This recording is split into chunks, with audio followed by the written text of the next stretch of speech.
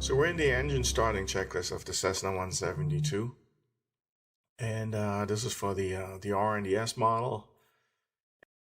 This particular checklist is the the battery checklist, which we have in our own checklist as well, called the engine start with battery section there. Your flight instructor will give you much more information and some more insights on practical applications here. One of the things that you're looking at is that the engine start very much depends on how warm the engine is and how recently the engine ran. On a cold start, you're looking to complete pretty much all the items that you see here, all the way from 1 through 15 in this particular checklist. Then there's a note here that if the engine is warm, omit the priming procedure 6 through 8. So you would be skipping these 3 and then moving on from there. Again, your instructor will give you some more details on how we actually do this.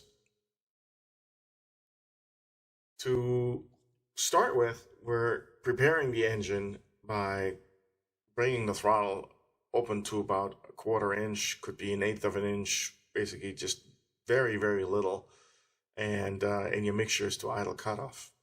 And this is just your basic setup. And your propeller area should be checked clear. You're not going to quite call yet for the prop to be clear, but you're just verifying and looking around that nobody's around that's about to approach you and within your go into your propeller arc, or even be behind you, or possibly get startled by you starting the engine. I'm going to turn the master switch to on and verify your voltage. I know it doesn't really say that there, but verify your voltage one more time. Make sure adequate voltage, and ensure that your beacon is on. There's some more information in regards to required lighting. We'll talk about that separately. Next is the decision that we have to make, whether this is going to be a cold start, a warm start, or a hot start.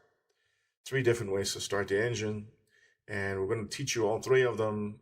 Realistically, you're going to be doing the cold start most of the time, and then the warm start here and there. Usually not quite likely that you're going to be within 30 minutes of a start, unless it's during a solo where the instructor has you shut down the engine, gets out of the airplane, and you immediately start it again. That would be considered a hot start. How do we know this? We'll go into the amplified procedures, and the amplified procedures will say just that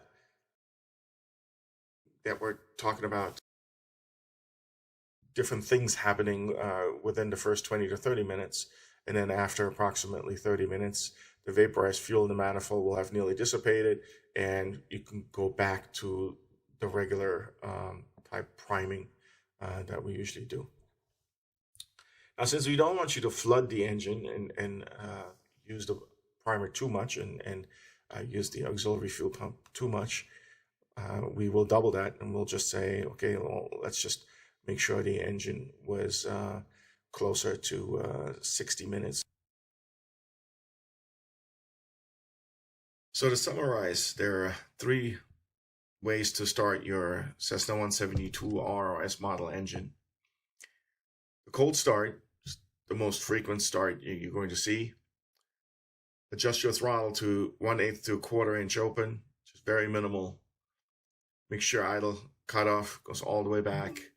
Prime per checklist, and then on start, you leave your right hand on the mixture to enrichen right after the engine starts. Very next thing would be the warm start. About 1/3 throttle and 1/3 mixture. That your instructor can kind of gives you a better idea on how to gauge that. You open the throttle on the mixture just a little bit. Again, no priming on this one. And then on start, you have your right hand on the throttle, adjust the throttle, and then feed the mixture the rest of the way in. Probably the least frequent one would be the hot start procedure. Those are usually really only happen during your solos when the instructor gets out of the airplane, and then you have to start the airplane again right after the instructor exited. Throttle goes to full, mixture has idle cutoff, no priming. You don't start, your right hand's on the throttle. To reduce the throttle on start, obviously you're going to have full RPM otherwise. So you're going to reduce the throttle first and then push the mixture in. Those are basic 3 ways.